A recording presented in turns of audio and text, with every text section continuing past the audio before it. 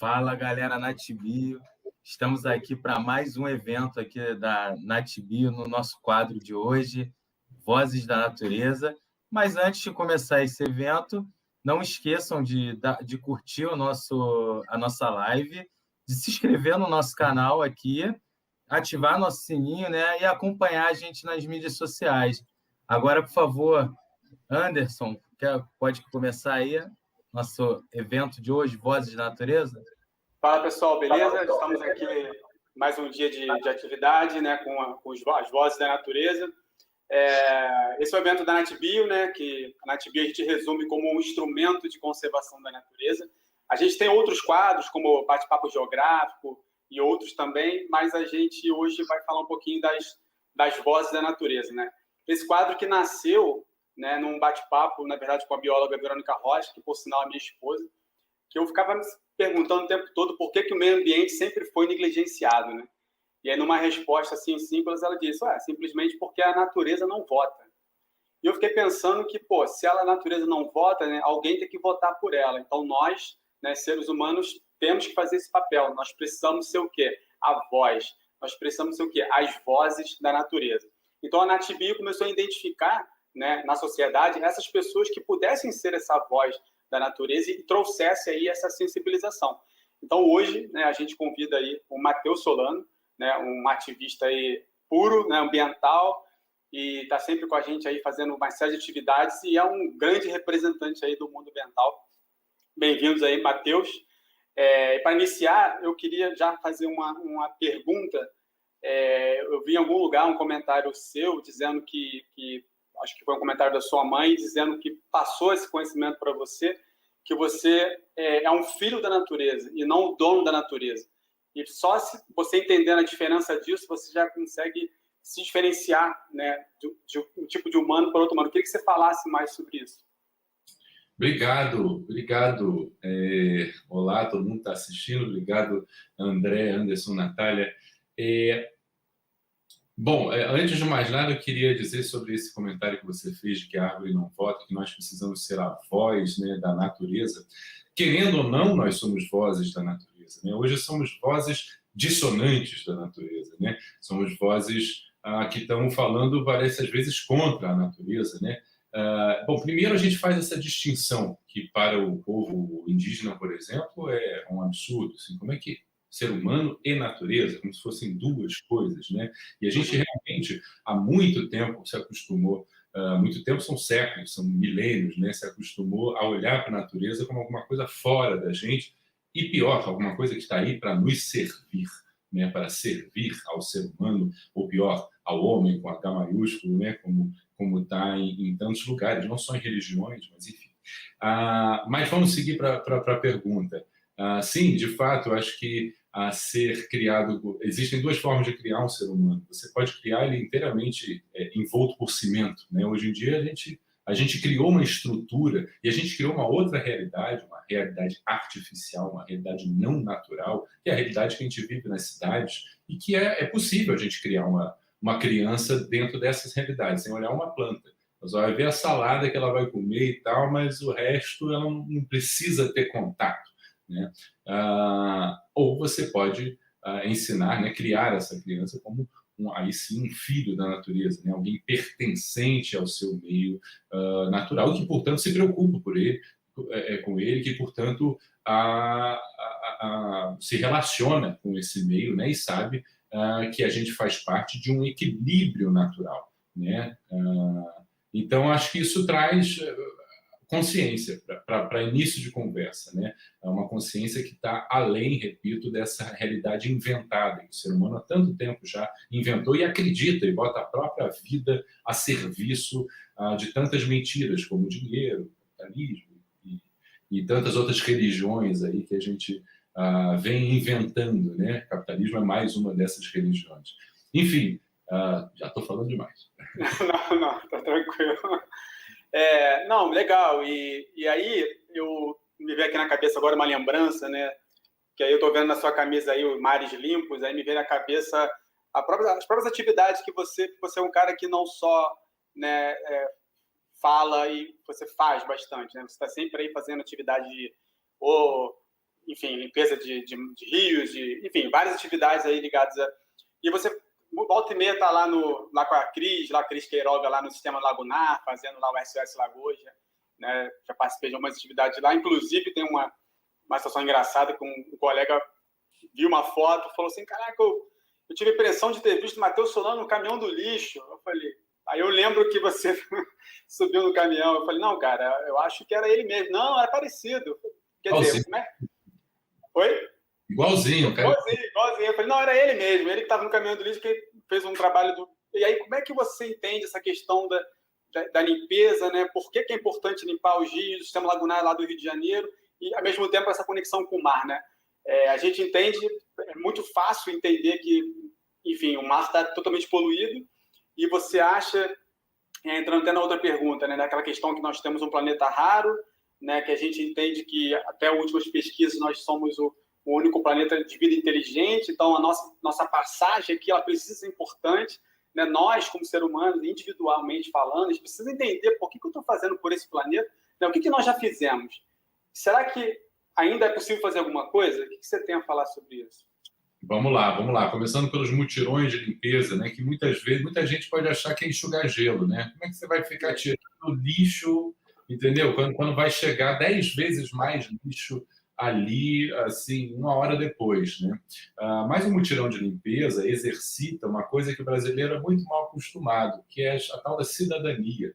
O brasileiro é ensinado, é doutrinado a só cumprir a sua cidadania na hora de votar, né? E mesmo assim você não precisa ir, não. Se não quiser, pode justificar, paga R$1 e não tem problema, né?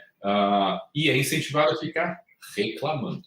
Só que a reclamação é uma ação que não muda, né? A transformação é feita pela ação. E você sair de casa para encontrar outras pessoas que também se importam com o todo, né? Para tirar lixo, para entrar em contato direto com o problema que você causa nesse meio. Isso causa uma revolução aqui dentro da gente, que não é pouca porcaria, não. Então, assim, por mais que eu sei que na prática tem muito mais lixo agora do que quando eu fui lá recolher lixo nas ocasiões dos mutirões em que eu participei, por outro lado, eu sou uma pessoa muito mais consciente ambientalmente hoje do que eu era antes de entrar em contato com esses mutirões, né?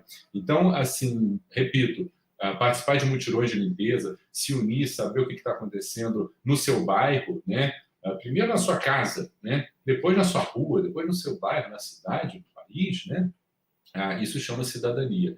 Portanto, a minha cidadania hoje eu aplico, né, digamos assim, nessa luta que eu não gosto de chamar mais de luta. Eu acho que a gente tem que mudar também essas expressões, né? Luta pelo meio ambiente, né? É um ativista ambiental. Eu gosto mais de defensor, eu gosto mais da defensiva, eu gosto mais da gente parar com esse discurso bélico, né? A gente tem que lutar e vencer, né? E lembrar que a gente tem que dar a mão, né? E estar junto nessa. Eu acho que participar de um mutirão de limpeza e tal, exercer a cidadania nesse lugar da sustentabilidade é um excelente começo. Show. É isso. André, Natália, tem alguma perguntinha aí? Natália, eu não ouvi sua voz, Natália. Ai, desculpa. Sabe como é que é, né? A gente, nesse momento de live, em casa, acaba tendo esses barulhos de fundo e eu acabo desligando. Matheus, a gente sabe que você é uma pessoa que ajuda diversos grupos de militância ambiental, né? Muito, muito ativamente. E queria te perguntar, né? Como é que você consegue administrar a carreira e tanto trabalho? Como é que funciona isso? O que é importante para você? Como é que você seleciona? Quais grupos você quer ajudar? Quais são as causas que te tocam mais, né? Profundamente? E primeiramente agradecer também, né? Esse esforço todo realmente muito importante. Imagina, Natália, eu acho que cada vez é menos um esforço e mais alguma coisa que eu faço realmente não é o meu ativismo, a minha defesa do meio ambiente não é da boca para fora, né? Alguma coisa que a princípio, né, eu, ator de sucesso, tal, amado pelos personagens que eu fiz e tal, não precisava me meter nessa, né, digamos assim. E o fato de eu me meter nessa, eu acho que chama atenção para as pessoas que, porra, esse cara já tem tudo, está lá em cima do caminhão do lixo, tem alguma coisa aí. Está faltando alguma coisa aí, eu acho, na minha cidadania, no meu ser cidadão. Pois se esse cara ele podia ficar calado, dentro de casa, usufruindo do dinheiro e dos louros que ele recebe pelo trabalho dele, ainda está fazendo isso? Por quê? Né? Então, acho que isso chama a atenção do cidadão comum, vamos chamar assim, né, da grande massa, de que existe uma cidadania que pode e precisa ser exercida todos os dias, né? Então, respondendo a sua pergunta, isso acontece de forma muito natural. Claro que muitas vezes eu me meto em roubada. Tem assim, a gente ouve que o indígena está com problema, a gente já quer ajudar. Aí, quando a gente vai ver, aquele grupo indígena entrou ali, mas antes tinham uns quilombolas, eles invadiram. E, caramba, eu fui entrar num negócio, então precisa, há que se pesquisar. Aí é o lugar realmente que eu acho que demanda um trabalho, a gente pesquisar se é idôneo mesmo aquela informação, se aquela campanha realmente está destinando dinheiro para o lugar que precisa ser destinado. Isso tudo é um trabalho de formiguinha, que eu também conto com a ajuda dos universitários, que é a minha equipe da M Company, que é a minha agência, né? Que, enfim, me agenciam como ator, mas acabam, de quebra, tendo que fazer essas pontes com diversas, não só lives, mas, enfim, campanhas e tal, que querem a minha cara emprestada, normalmente de graça, porque a gente está lutando com o que a gente tem para salvar o meio ambiente, e não é dinheiro que a gente tem, né? Aliás, tem muita gente com dinheiro responsável pelo meio ambiente. Hoje, inclusive, fiz vários stories mostrando assim, quanto funciona, quanto diretor tem na SEDAI, na Secretaria de Meio Ambiente, aqui, nisso, naquilo. Quanto diretor? É muito cacique, né? Mas, enfim... Então, é isso, assim, a minha profissão, claro, quando eu estou trabalhando muito, não tem muito como falar sobre sustentabilidade, mas ainda assim eu falo, porque eu chego no meu trabalho e eu vejo a Rede Globo, graças a Deus, é uma empresa que realmente se preocupa com o meio ambiente, com a sua imagem perante uma sociedade que se preocupa cada vez mais com o meio ambiente, e, portanto, eu chego lá, não tem mais copo plástico na Rede Globo. Chega lá no negócio de copinho plástico, fala, tá procurando copinho? Não trabalhamos mais com plástico, traga o seu copo de casa. No banheiro, tá, desliga a luz, menos é mais, campanha menos é mais, menos é mais. Toda a água utilizada na Rede Globo para lavar a mão, que é água cinza, que é a tal da água reutilizada, né, tratada do próprio esgoto da Rede Globo. A Rede Globo também funciona com placas solares, foi gasto uma fortuna para encher de placas solares, mas eles já se pagaram. Em alguns anos eles já se pagaram e agora é só lucro, a gente sabe disso, né? A sustentabilidade ela é cara porque ela não é incentivada, mas a partir do momento em que ela é implementada, é só vantagem, né? Então é muito natural, Natália, respondendo a sua pergunta, mesmo quando eu estou sem tempo, eu sou atropelado pela minha própria defesa do meio ambiente. Porque eu fico muito feliz quando eu vejo alguma coisa na direção certa, eu fico muito indignado quando eu vejo a quantidade de plástico, por exemplo, que a necessidade da esterilização de tudo hoje, por causa do corona, trouxe, né? Então aí eu vou cobrar da Rede Globo, cadê? Quando vocês têm associação de catadores de plástico e tal, para mandar esse plástico todo, como é que isso está sendo feito e tal? Então, é isso. Mas respondendo, mais uma vez, é natural. Eu chego isso é uma coisa que eu cito sempre, as pessoas falam, pô, porque parece que é uma grande luta. Pô, agora tem que ser sustentável. Matheus Solano está falando que eu tenho que ser sustentável. Meu Deus do céu, eu tenho que fazer o quê? Eu tenho que comprar carro elétrico, é isso? Tem dinheiro. Composteiro, vou botar a mão no negócio. Eu não quero. Parece uma coisa muito difícil. Não é. Escolha um gesto. É o que eu sempre digo, é uma hashtag que eu uso. Um gesto muda. Porque um gesto, eu vou começar a comprar de gente que não faz tanto plástico. Pronto, isso é um gesto que vai mudar o seu olhar. E a partir desse novo olhar, aí outros gestos virão naturalmente. Então, mais uma vez, é natural. Legal, educação legal, pelo exemplo, né? Muito legal. E aí você começa a entender, né? Porque você faz, como você falou, um gesto, aí você, acho que dá para fazer mais um gesto. Aí depois você mais e mais e começa. Pegando esse gancho aí que você falou da Rede Globo, e aí eu queria que você falasse um pouquinho da sua própria casa, né? A sua casa também tem... eu tive a oportunidade de ir lá, né? E eu vi que, né, tem aquele vidro, você tem a composteira, tem seu próprio carrelhado. Queria saber um pouquinho como é que você teve a iniciativa de começar essas ações dentro da própria casa, né?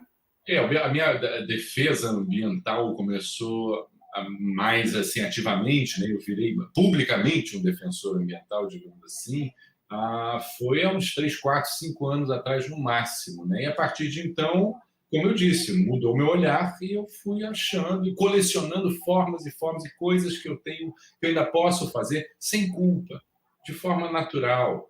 né, para ser mais sustentável. Então, eu tenho um carro híbrido, que é um carro que funciona você pode usar só a eletricidade, então eu vou para o meu trabalho e volto sem gastar 1 litro de gasolina, diferente de muitos carros híbridos que usam compartilhadamente a eletricidade junto com a gasolina. Não, o meu não, você pode separar um do outro, que é muito bacana, e essa energia que eu boto no meu carro vem de placas solares, que eu tenho também na minha casa, e que viram R$5 na conta da minha luz. Cada carga completa do carro, R$5 na conta.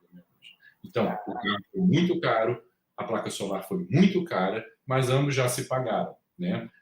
Então, eu não posso pedir para os meus seguidores comprarem um carro híbrido, nem botarem placas solares, mas eu posso pedir, sim, para os meus colegas e para as pessoas que têm poder aquisitivo que eu tenho, que tenham para ontem um carro elétrico e placas solares, porque eu acho que é responsabilidade de quem tem poder aquisitivo, de educação, etc. etc. Enfim, tem uma composteira também, que eu tenho paixão, gosto cada vez mais de mexer e de ver o produto daquilo que enfim, é a natureza, né? É a natureza, é essa grande inteligência que nos criou, que nos fez possível aqui nesse planeta, trabalhando, né? Enfim, a gente tem tanto, é aquilo, né? A gente atropelou o nosso aprendizado da natureza. A gente estava aprendendo com a natureza, de repente a gente descobriu que dava para pegar um atalho aqui. Aí veio a Revolução Agrícola, digamos assim.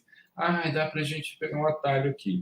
Aí dá para pegar um outro atalho aqui. Aí a gente inventou uma coisa, uma forma de viver que está totalmente desassociada, desconectada a essa inteligência da natureza, que é uma inteligência circular, né? Enquanto a gente é a coisa do capitalismo, ganhar, morrer foi, já morri, já não importa mais.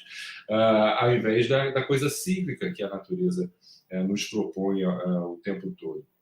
Mas, vamos lá, outra coisa que eu tenho no dia a dia, bom, como eu já disse, eu privilegio produtos e empresas que são legais com o meio ambiente, eu cobro isso das empresas também, por directs e coisas e tal. Também separo o meu lixo, que é a coisa que eu falo que se todo brasileiro fizesse, a gente, nossa, ia dar um salto na questão da sustentabilidade no país, né? Então, separo o seco do molhado. O que mais? Vou sempre com a minha sacola retornável para qualquer lugar, né? Você vai saber quando é que você vai ter vontade de comprar alguma coisa. Também o copo reutilizável e uma garrafa com água que eu levo da minha casa, filtrada da minha casa. Também no Rio de Janeiro a gente não está podendo confiar em água nenhuma. Então, é um pouco... E tem mais coisa aí. Se eu for cavar, eu vou achar mais coisas. Show. E aí, André? Não, primeiro, assim, eu estava querendo fazer uma pergunta, não sei se eu vou acabar sendo um pouco repetitivo, mas tem a ver com a pergunta da Natália, com tudo que você falou, mas é um pouquinho mais aberta, assim, né? Eu queria saber o seguinte, você faz várias ações de sustentabilidade, você já falou que seu tempo, né, é natural para você fazer esses trabalhos de meio ambiente, mas você também falou que a gente está vivendo um colapso, né, na questão ambiental gravíssimo, né? Como continuar acreditando, fazendo isso tudo, mas acreditando que a gente vai conseguir mudar como sociedade para a gente conseguir realmente ter uma mudança no panorama ambiental, né? Hoje em dia, como continuar acreditando nessa defesa pelo meio ambiente? André, é muito importante isso que você está falando. Como é que estabelece essa conexão das pessoas e como é que a gente não perde a esperança no futuro, né? Bom, primeiro a gente tem que olhar para o todo, né? A grande parte das sementes que eu estou plantando hoje, eu não vou colher os frutos. Quem vai colher são meus netos, meus filhos. Então, quando você dá um passo atrás e tem uma visão mais holística, sei lá, mais inteira do negócio, né? Menos autocentrada nesse tempinho que a gente tem aqui nesse planeta, né? Aí a gente dá uma acalmada também. Isso número 1, né? Porque a gente sabe que a gente não está fazendo para ontem, né? A gente está fazendo pela natureza e pela natureza, né? Através do tempo da natureza, né? Que é um outro tempo, não é o tempo do capital. Então, essa visão de se ver como semente de algo maior do que a minha vida é muito bacana. Eu acho que alivia muito, acho que muito ambientalista ansioso. E a segunda coisa é ter a noção de que a gente não está lutando pela natureza. Como assim, Matheus? Não estamos lutando pela natureza? Um exemplo, no período carbonífero, a gente não poderia viver nesse planeta. E em tantos outros períodos que esse planeta viveu tranquilamente, com espécies incríveis que a gente nunca vai ver, mas a gente não era possível. O ser humano não era possível. A gente não está lutando pela natureza, não. Está lutando pela nossa sobrevivência nesse planeta. E pelo equilíbrio delicado que permite que seres incríveis, com a porra do polegar opositor e um monte de outras coisas incríveis, funcione, né? Exista. Então, Deus, ou essa inteligência natural, deu para a gente um monte de recursos e falou: se virem agora, né? Vocês têm um milagre nas mãos, né? E, enfim, o que a gente vem fazendo com um milagre chamado consciência está errado. A gente já sabe que está errado e a gente está num período muito especial, em que a gente sabe que está errado e continua fazendo errado. É um momento de muda, eu acho, que a gente não sabe quanto tempo vai durar, a gente não sabe se vai durar tempo suficiente para a gente mudar, então a gente não sabe. Então, se você me perguntar, a gente vai conseguir? Eu não sei, mas eu quero fazer parte do time dos que lutaram para a gente conseguir, né? Não para eu vencer, para eu ser o que estava certinho, mas porque esse lugar me faz melhor como ser humano.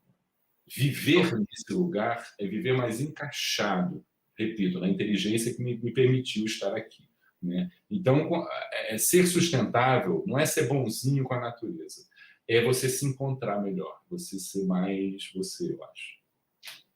Porra, tô recebendo uma aula aqui, hein? Não esperava isso. Legal. Deixa eu fazer uma pergunta. E aí você falou tantas coisas legais aí, né? Tanta coisa que já me sensibilizou bastante.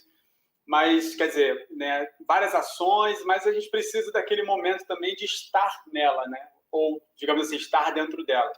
E, às vezes, né, você já fez muita trilha sozinho, então, talvez até em busca daquela conexão, né, de estar ali com a cachoeira. Então, você já fez várias imagens na própria Transcarioca, ajudou a gente de várias formas na trilha Transcarioca, inclusive falando: nossa, a sinalização aqui precisa melhorar, essa placa aqui está para o lado de cá. Então, assim, sempre contribuindo do jeito que você pode. E essa coisa de você estar na natureza, você se energiza de novo, né? Quando você está numa cachoeira, quando você está em contato com a natureza, o que você leva de volta para casa quando você vai lá na Pedra da Gávea, toda hora você vai numa cachoeira ali na região da Serra da Carioca? O que você leva para casa quando você está nesse lugar? Interessante você usar a imagem de levar alguma coisa, né? Quando, na verdade, às vezes a gente se limpa de alguma coisa, às vezes a gente se volta menos pesado do que estava, né? Enfim, eu lembro sempre com muita emoção de uma vez que eu conversei com o Adnei. O Marcelo Adnei era meu companheiro de trilhas aos 15, 16, 17 anos. A gente subia direto o maciço da Tijuca e Pedra da Gávea e Cristo, enfim. E aí eu lembro da gente conversando no dia seguinte de alguma trilha, e ele falando que não tinha conseguido dormir direito. Eu falei: por quê, Marcelo? Porque eu fiquei imaginando como é que estavam os animais na trilha. Eu fiquei imaginando aquele pedaço aquela curva que a gente fez na trilha, como é que ela está agora, no escuro? Quais os animais, qual barulho está fazendo? Aquilo, eu fiquei tão emocionado com aquilo, né? Porque eu falei: pô, tá aí um ser humano que se sente pertencente, que mesmo longe do lugar, ele sabe que aquele lugar, de alguma forma, faz parte dele, né?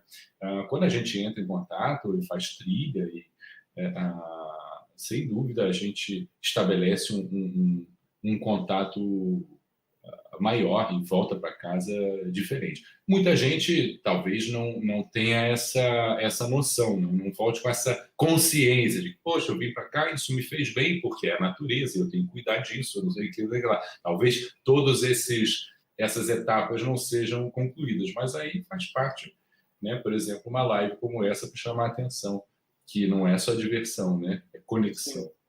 Show. Isso aí. E aí, Natália, André? Não, a gente está realmente, é uma aula, né? É uma inspiração ouvir pessoas assim falando. Então, Matheus, entrando nessa parte, como é que você acha, o que você acha dessa questão da educação e do ativismo ambiental? Você acha que cabe, né, para gerações futuras? qual é a mensagem, quais são as ações que você acha que cabem também, né, para a galera que vai ser o futuro, né, que vai dar continuidade ao seu trabalho. Uma coisa que eu tenho visto e que tenho gostado de ver, Natália, são iniciativas para juntar, né? Um grande problema hoje é a pulverização, né? Cada um pode criar uma hashtag e lutar por aquela hashtag, mas aí quando você vai ver, o vizinho está lutando pela mesma hashtag e você está aqui no nicho, entendeu? Então, um lugar que junte, né? Eu estou participando de algumas coisas aí que estão querendo ser um polo de encontro, né? De tudo que diz respeito à sustentabilidade, né? De ser um lugar de encontro, um lugar para, eu quero saber como encontrar gente para me ajudar nessa questão, vai lá, né? Eu acho isso muito importante. Mas quanto à questão da educação, me lembrei muito de uma live que eu fiz na quarentena do ano passado e que era com um professor, e eu falei para o professor, você não acha que educação ambiental tinha que ser uma matéria das escolas, que tinha que estudar, a criança tinha que estudar a educação ambiental? E ele falou, não. Como assim, não? Eu acho que a educação ambiental tem que estar em todas as matérias. Caramba, aquilo me abriu assim, eu falei, é isso, é claro. E da mesma forma que eu sou atropelado, digamos, pela minha defesa pelo meio ambiente, alguma coisa natural para mim, também devia ser natural você, num problema de matemática, ter Joãozinho usou 3 copos descartáveis na sua escola, depois foi para a academia, usou mais 2 copos descartáveis. Sabendo que na cidade do Rio de Janeiro a reciclagem não funciona por causa disso, daquilo, quando no final de 2 meses, quanto que Joãozinho... Você entende? Você coloca questões, problemas, possibilidade de solução, tudo isso você coloca numa questão de matemática. Imagina de história, de português, quanta coisa você não pode colocar na cabeça de uma criança que, como vocês disseram, são os agentes do futuro, né? Então não é doutrinar o que seja, é doutrinar para a pessoa ser sustentável. A gente foi doutrinado para ser insustentável. A gente foi doutrinado a comprar e esquecer da embalagem. A gente foi doutrinado a ir no banheiro, fazer cocô e dar descarga e esquecer para onde aquilo vai. E não saber que aquilo ali vai poluir a água que você toma depois, né? Então, é uma série de consciências que é urgente que estejam na sala de aula. A gente estava conversando, inclusive, sobre isso com a entrevistada de ontem, porque, na verdade, a gente foi criado em uma perspectiva diferente, né? Antigamente não se sabia, não, mas o canudo é um problema. Hoje em dia a gente sabe que é um problema. Quando você era criança, a gente brincava, não existia esse pensamento. Então, realmente, parece que é bater numa tecla muito... claro, desculpa. Mas parece que é bater numa tecla realmente que é repetitiva e chata, mas, na verdade, existem pessoas que ainda não foram tocadas nesse sentido, que ainda não ouviram sobre esse tipo de coisa. Mas pode falar, Matheus, se tinha uma colocação... Não, há que se bater diferente, né? Há que se colocar essas questões de forma diferente. Mas eu fui te interromper e já esqueci o que eu ia falar, desculpa. Nossa, perdão. Não, mas era realmente sobre isso, né? Era sobre você hoje em dia ter perspectivas diferentes, ser tocado de forma diferente, a forma como se fala na escola. Pode falar, agora você lembrou, né? E a geração pós-guerra, uma geração cuja fartura era tipo uma necessidade. O descartável surgiu para ser um conforto para uma humanidade que perdeu tudo, né? Perdeu tudo, né? E eu sou judeu, então, e a gente vive comandado aí por empresas judaicas e tal, e eu vejo muito uma coisa fartura, né, Zóia?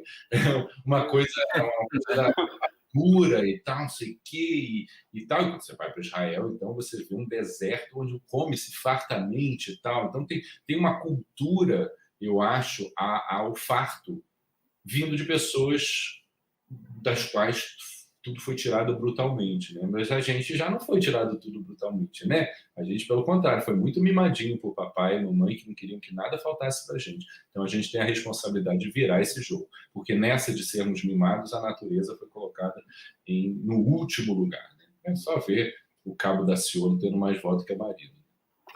Pois é só a gente perceber, né? O Matheus, isso que você está falando é interessante, que é só a gente perceber até pela pegada ecológica, quando a gente fala de pegada ecológica, né? porque a gente vê que são sempre as pessoas mais ricas, os países mais ricos, quem tem mais, que, na verdade, acaba prejudicando muito mais o meio ambiente, né? Então, a gente que tem que tomar a maior consciência, a parte da gente que é a classe média, que é a classe média alta, porque você não tem como nem cobrar de uma pessoa, por exemplo, que mora num lugar muito pobre, que ela não vai ter, ela é sustentável por ela só, por si só, maneira de dizer, né?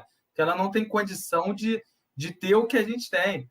Você pega a pegada ecológica, a quantidade dos Estados Unidos hoje, acho que precisam de praticamente 8 países, 8 planetas, quer dizer, para você, não sei exatos números, mas é alto, assim, para poder que os recursos naturais sustentem aquele território com aquelas pessoas.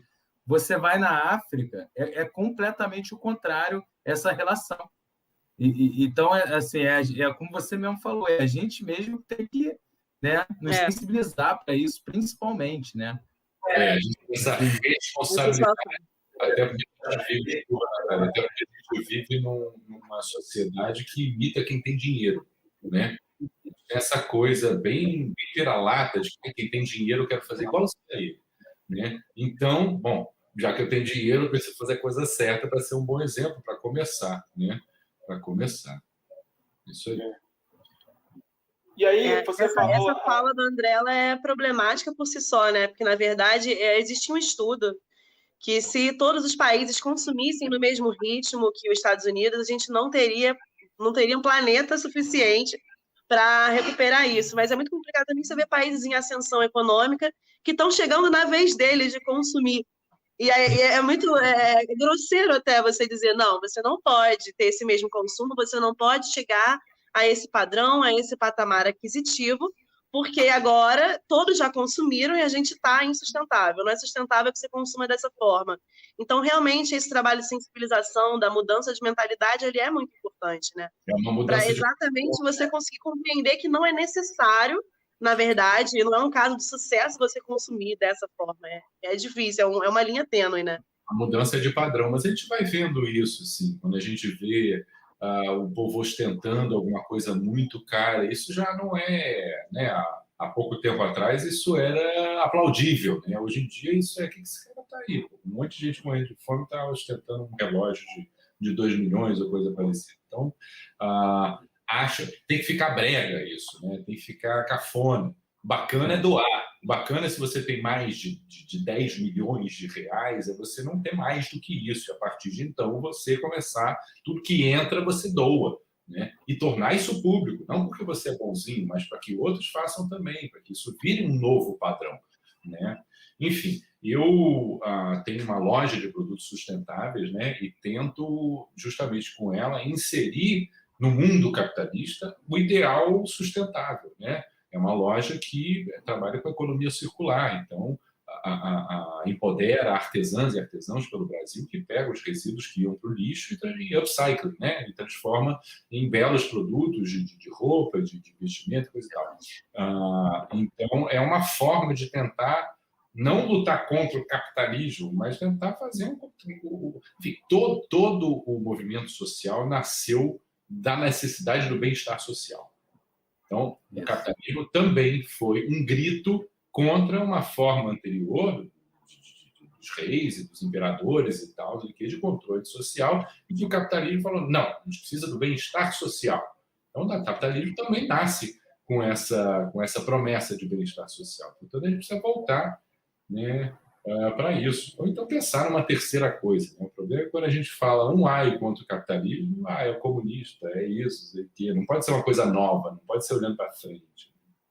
Legal. Tem uma teórica chamada Raquel Zacarias, que ela fez um artigo falando muito sobre que tem essa discussão que a gente é a sociedade do consumo, né? E ela fala que não, a gente não é a sociedade do consumo, a gente é a sociedade que ideologiza o consumo, né? A gente idealiza o consumo o tempo todo. Porque se você for ver, a quantidade de pessoas que estão consumindo não dá para você chamar de sociedade do consumo, mas dá para você dizer que é uma sociedade que idealiza o tempo todo o consumo. Todo mundo quer consumir o tempo todo. Então, se a gente não põe a mão na consciência, percebe que a gente precisa ter uma responsabilidade no nosso consumo, precisa ter uma sensibilidade na hora de consumir. Não que você tem que parar de consumir, né? Como você está dizendo, mas é pensar, será que eu preciso disso nesse momento? Será que não? Será que é melhor eu utilizar isso depois? Mas se eu precisar, ok também, não é o fim do mundo, né? Se você precisa daquilo mesmo, então, beleza. Só que está sempre pensando, refletindo. Tem uma tecnologia nova, né? Um celular novo, você tem uma tecla A. O celular é igual, mas tem uma tecla A de outra cor, porque ele para você é diferente. Você precisa comprar aquele novo, né? Porque ele tem uma tecla A, às vezes nem funcionalidade é. Simplesmente porque ele é novo, aí essa questão de querer consumir. Você falou, Matheus, de transformação, falou de semente, né? E, assim, eu entendo como um avanço, até vendo a minha infância, eu tenho um filho de 10, né? De 10 anos. Eu estava comentando aqui ontem, no nosso bate-papo, que eu cheguei de uma caminhada, estava com muita lama, então antes de jogar a roupa em máquina de lavar, eu dei uma esfregada, tirar essa lama e fiquei um pouco mais no chuveiro, né? E meu filho foi lá gritar, né? Vai acabar com a água do planeta! Então, assim, já é uma coisa que antigamente não tinha. E aí, pegando esse engancho, né? Você tem 2 filhos, né? Como é que você faz, assim? Como é que você conversa e trabalha essa questão da consciência com eles? É no gancho do natural, do dia a dia, ou você tem essa preocupação de, hoje eu vou falar disso com eles, que eu acho importante. Já estão na idade para saber disso, enfim. Como é que você faz? Tá no mudo. Nada como o gancho do natural, do dia a dia, sem dúvida. Sem dúvida. Preciso ver em ações. Não adianta o papai falar e ficar horas no banheiro, né? Seja para lavar uma roupinha que ele trouxe da trilha. Então, é no dia a dia, é nas ações, com certeza. É nas ações. E, enfim, são 3 pilares, né? A sociedade, que é onde eu fico nesse papel de chato, os seguidores veem, vamos ver o que o Matheus Solano vai fazer. E eu estou sempre puxando a orelha, né? Falando, faça você também, não sei o quê. Muita gente me dá parabéns, eu falo, beleza, mas não estou aqui para receber parabéns, eu estou aqui para ouvir, poxa, fiz também, né? Tem um outro pilar que é o governo, né? De implementar leis e formas de delas serem cumpridas, e tem o pilar das empresas, né? E esse pilar precisa ser apertado, né? Precisa ser apertado. Não adianta nada a gente lutar dentro de casa e continuar, enfim. Não adianta a gente continuar fazendo reciclável. A gente tem que lutar pelos reciclados, né? Reciclável continua sendo tirado da natureza e sendo transformado em algum produto que provavelmente não vai ser reciclado. Portanto, enfim, tem uma série de armadilhas, greenwashings, né, de formas de dizer a gente é sustentável, mas não é sustentável coisa nenhuma, que a gente precisa combater também, né? Mas eu acho que é uma geração muito mais antenada. Show. A gente vai se encaminhando para o final. Natália, tem mais alguma pergunta, André? Não? Imagina, só agradecer realmente, porque é uma inspiração, né, conversar com pessoas assim. Eu queria fazer mais uma pergunta. Mas, André, fala aí. Queria fazer. É só uma de finalização mesmo, não é nada demais, é só, na verdade, já que você falou coisas tão inspirantes aí para a gente, porque de inspiração para a gente, né? Já que nosso quadro se chama Vozes da Natureza, né? Qual o recado você deixa para a gente que está aí na defesa pelo meio ambiente e também para a natureza? O que você falaria para a natureza nesse momento? Esses dois comentários. Matheus, deixa eu complementar a pergunta do André. Complementando a pergunta do André, se você tivesse a oportunidade, né, de estar numa emissora ao vivo agora, só que ela estaria exibindo para o mundo inteiro, o planeta todo estivesse te ouvindo agora, qual a mensagem que você falaria para o planeta? Eu acho que a Greta fez isso, né? O que a Greta fez foi isso. Foi uma menina atormentada, né? Tem lá as questões de saúde dela, mas dentro das questões de saúde dela, que são questões que apenas aumentam a sensibilidade do ser humano, né? Vamos dizer assim, de repente ela acorda. Acordou, ela despertou. A gente está dormindo, a gente está adormecido, achando que pode continuar assim, que a gente pode continuar pegando nosso carro, poluindo, indo para cá, pegando um avião para ir para São Paulo fazer uma reunião e voltar. Enfim, uma série de coisas que a gente faz hoje em dia e acha que também. Essa menina acordou, né? Então, e tenta despertar aos outros, né? E é muito complicado despertar. Bom, eu acho que eu vou usar uma coisa que eu já falei um dia, que é o tal do namastê do copo. Um copo, quando eu entrei numa novela, eu fiz 300 copos daqueles retráteis com o nome da novela e dei para toda a equipe. Dei para os atores, para os diretores e tal, mas dei para o técnico de luz, para o maquinista, para todo mundo. Então, foram 300 copos. Era o Pega-Pega, o nome da novela. Foi nessa época que eu comecei realmente o meu ativismo, defesa do meio ambiente. E aí, bom, primeiro fiz essa pesquisa, de ver depois da novela, eu vi uns 5 com aquele copo e tal, dos 300 e tal. Mas durante a novela, eu lembro de uma vez que eu estava lá bebendo água, aí o Guilherme Weber foi pegar água no copo plástico, ele olhou para mim e falou: lá vou eu no camarim, esqueci o copo, retornar, não sei o quê. Enfim, essa é a primeira fase. Eu costumo dizer que tem 3 fases. A primeira fase é chato, realmente. Tirar a chupeta é chato, gente. A gente continua tirando a chupeta. O que a gente está falando aqui é de tirar certas coisas que a gente se acostumou a dizer que é conforto, mas que a gente não precisa, né? Que faz muito mal para o meio ambiente. Então, a primeira coisa, tirar a chupeta realmente é difícil. Então, uma semana depois, quando você está ali, você já está acostumado com um copinho que você tem que usar o tempo todo, né? No início, você esquece ele, tem que ir lá buscar, mas depois de uma semana você já está com um copo. Você ainda olha para as pessoas aí, está usando plástico, né? O planeta está vendo, né? Ainda dá uma puxadinha de orelha e tal. O terceiro momento é o momento mais mágico, que é quando você encontra uma outra pessoa cruzando na rua com você, ou coisa parecida, com um copo também. E aí você olha para aquela pessoa e faz assim. E o que acontece é uma espécie de namastê. É uma espécie de a pessoa que se importa no mundo, dentro de mim, cumprimenta a pessoa que se importa e que está desperta, né, dentro de você. Então, que a gente possa escolher, de fato, um gesto, né, porque esse gesto já vai nos tornar ambientalistas, pode ter certeza, porque foi você que escolheu. Foi você que escolheu, vou fazer isso porque eu quero ser uma pessoa diferente, uma pessoa mais sustentável.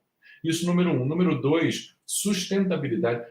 Até o cara mais negacionista daqui a 5, vai lá, 10 anos, vai ser um cara falando de sustentabilidade, porque é a única possibilidade da gente continuar nesse mundo é viver uma vida sustentável. Uma vida que não é sustentável é o quê? Insustentável. Portanto, estamos fadados a sair desse planeta.